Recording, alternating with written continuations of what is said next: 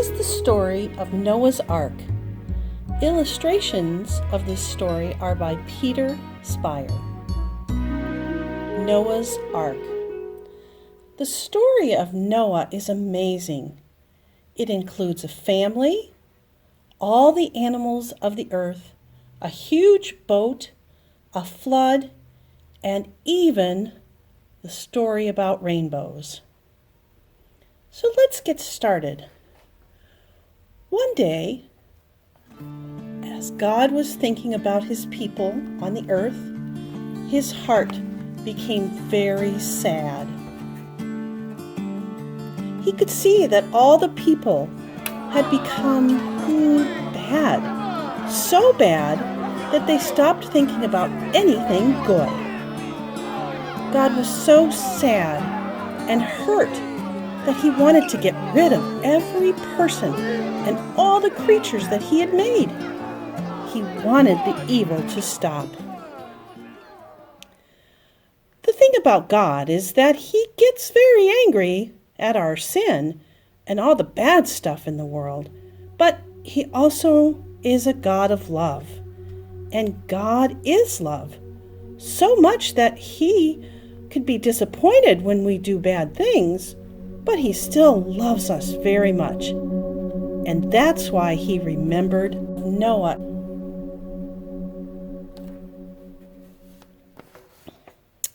Noah was the only one that was righteous, which means that he knew what to do and he knew the right things to do.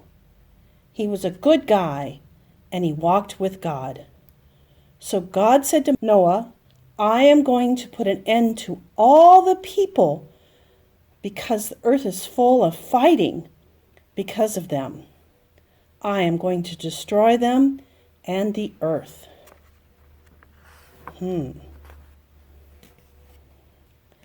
God then gave Noah instructions. He said, I want you to make a big boat. He told him what kind of wood to use and how big to make it.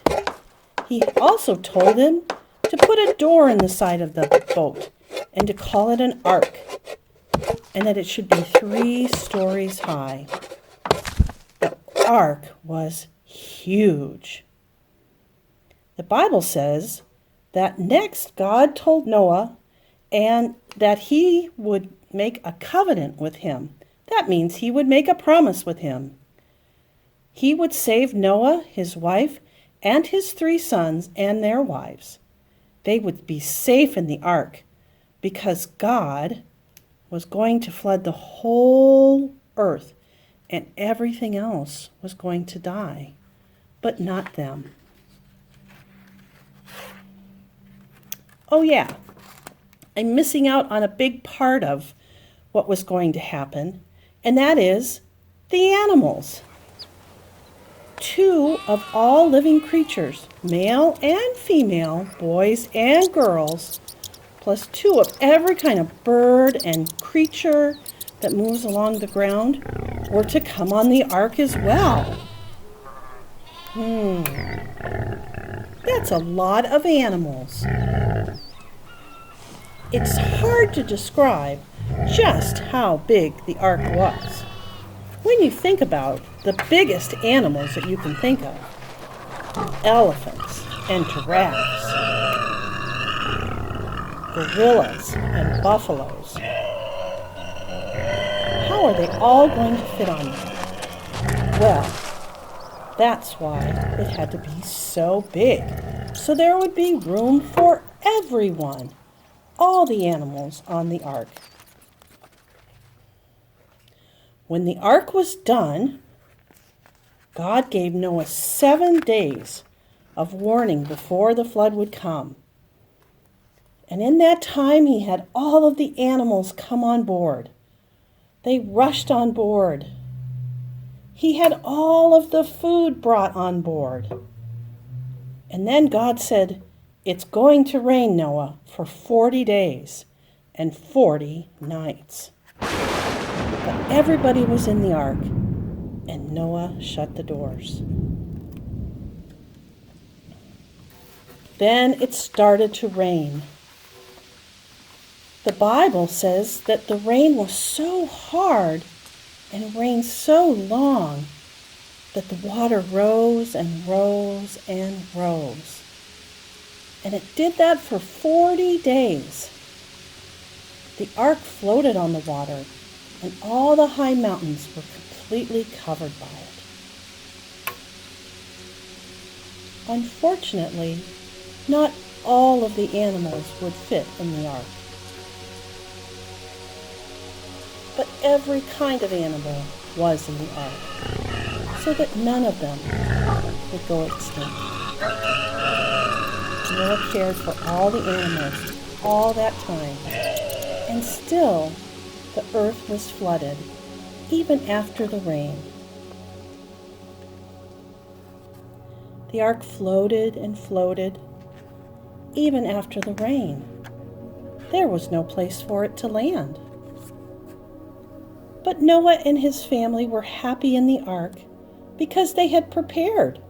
They had brought everything that all the animals and they would need. Noah loved to care for the animals. So that's what he did.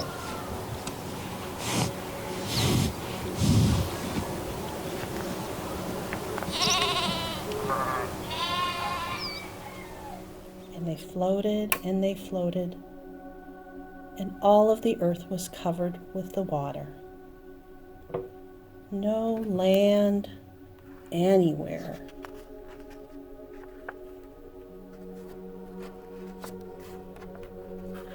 But the rain did stop, and the ark continued to float, and the animals continued to live in the ark.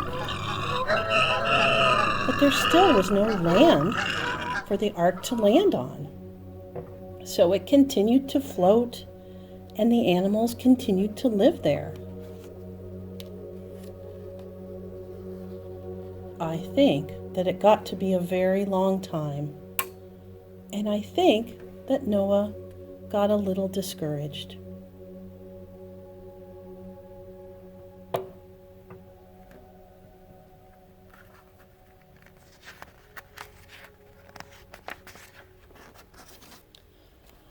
But finally, it did dry up enough, so the ark did hit some land. All the animals were shook inside of the ark. Noah, too. He realized we have hit land. So Noah sent out a raven. And the raven came back. And he sent the raven again. And the raven came back.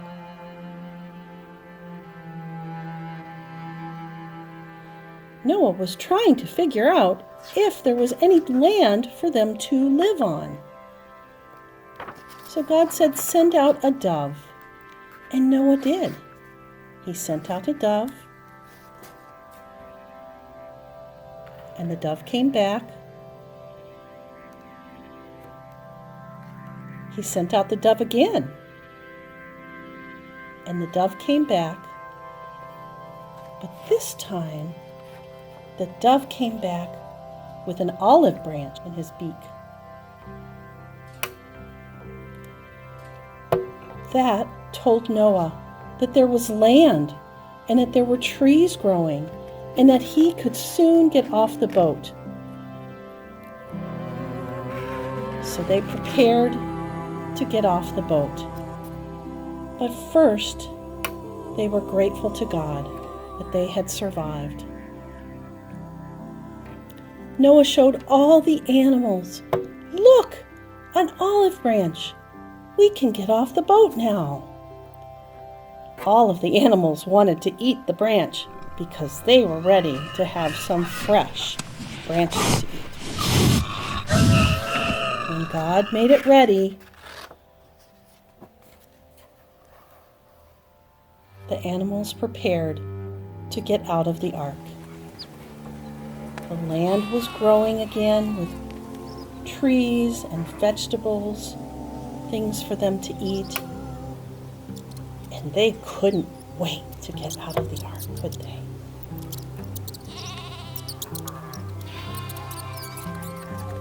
Noah threw the doors open,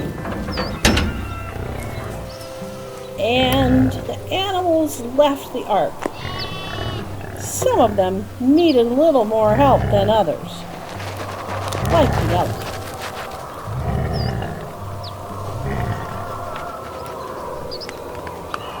But then they all came rushing out, flying out, crawling out, finding places to go to live on the earth.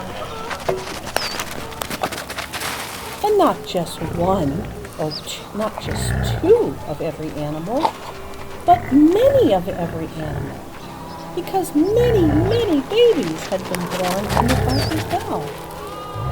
So now there were many animals to come back on the earth. And the ark, well, it looked like animals had been living there for a long time. As a matter of fact, they think the animals may have been living on the boat for about 370 days. That's like a whole year. That's a long time to be on a boat. But now, they were in the beautiful earth that God had made for them. Noah and his family, all of the animals,